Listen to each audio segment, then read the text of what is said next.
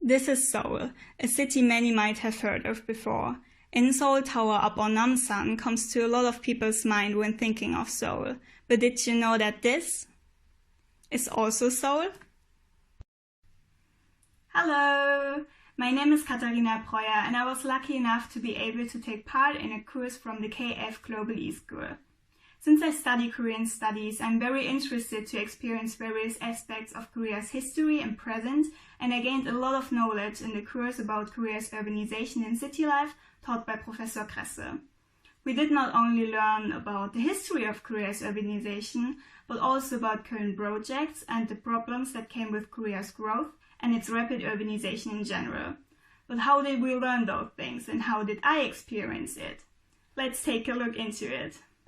With readings, presentations and discussions every week, we discovered the many aspects of Korea's urbanization and city life.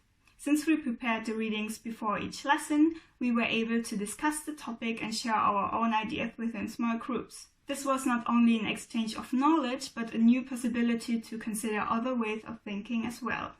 I could tell you about all the many things I was able to learn in this course, but this would go beyond the scope of this video.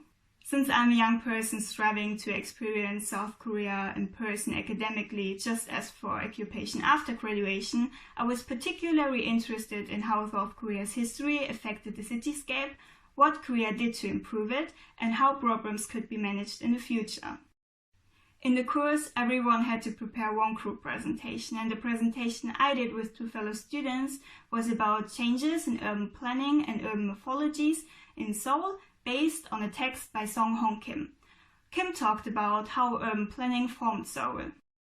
We took a look at the areas that got affected by land readjustment specifically to see why it is said that they aren't sustainable anymore with Google Maps.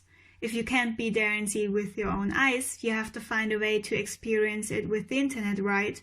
We used Google Maps for our presentation too, trying to show our fellow students the problems that came with the land readjustment, and we then started to discuss what could be done to make these places more attractive for residents.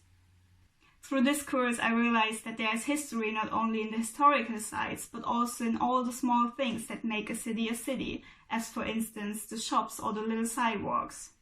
Regardless of the still existing problems in urban planning, South Korea achieved a lot in such a short period of time and managed to work its way from the very bottom to the very top, which makes the country so fascinating for me. Lastly, I would like to say that I'm grateful to have had the chance to experience the KF Global e-school, and I hope I can take part in one of its courses again in the future.